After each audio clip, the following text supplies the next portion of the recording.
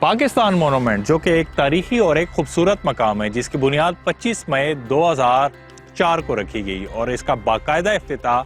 23 مارچ 2007 میں کیا گیا۔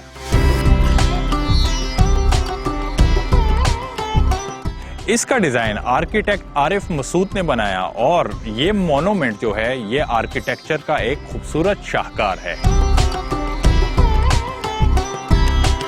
عارف مسعود صاحب انگیج تھے، پھر اسی طرح یونیورسل کارپوریشن جنہوں نے یہ مونومنٹ باقاعدہ تعمیر کیا، اور بریگیڈیئر مقبول جنہوں نے اس مونومنٹ کو ایک بہت ہی مینجمنٹ اور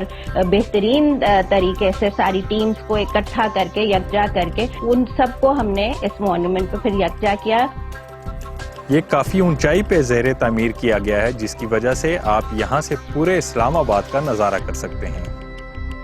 کافی یہ سینک لوکیشن ہے، ہائٹ پہ ہے، آپ کو ماگلا ہلز، ایک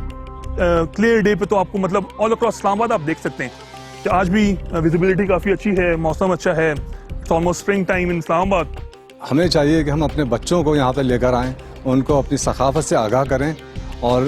جتنی آگاہی ان کو ہم اپنے تاریخ کے بارے میں دے سکتے ہیں اتنا ہی بہتر ہوگا۔ اس کی جو یہ 4 پنکھڑیاں ہیں یہ ہمارے چاروں صوبوں کو ریپریزنٹ کرتی ہے، جس میں سے خیبر پختونخوا، صوبہ پنجاب اور جو اگلی 2 ہیں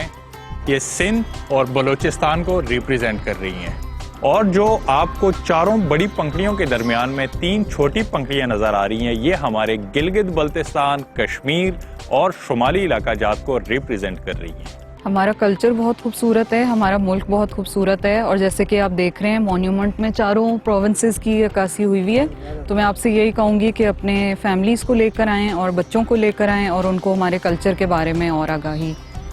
دیں۔ پاکستان مونومنٹ میں ایک میوزیم بھی ہے جس میں بڑی عمدگی کے ساتھ تاریخ پاکستان اور تخلیقی پاکستان کو دکھایا گیا ہے۔ یہ وہ جگہ ہے جو کہ ہمارے ملک کے مجاہدین اور شہداء کو خراج تحسین پیش کرنے کے لیے بنائی گئی،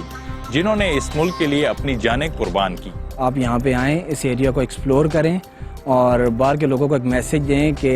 فارنر جو بھی ہیں وہ پاکستان کا وزٹ کریں۔ پاکستان بالکل ایک سیف کنٹری ہے اور آپ یہاں پہ آ کے وزٹ کر سکتے ہیں اور اپنی ہالیڈیز وغیرہ انجوائے کر سکتے ہیں۔ یہ خوبصورت مونومنٹ اس بات کی گواہی دیتا ہے کہ زندہ قومیں اپنے بزرگوں اور اپنے رفقا اور جن لوگوں نے اس ملک کے لیے قربانیاں دی ہیں ان کی جو قربانیاں ہیں، افواج پاکستان کی قربانیاں ہیں، ان کو کبھی بھی وہ بھولتی نہیں ہیں، ان کو ہمیشہ یاد رکھیں۔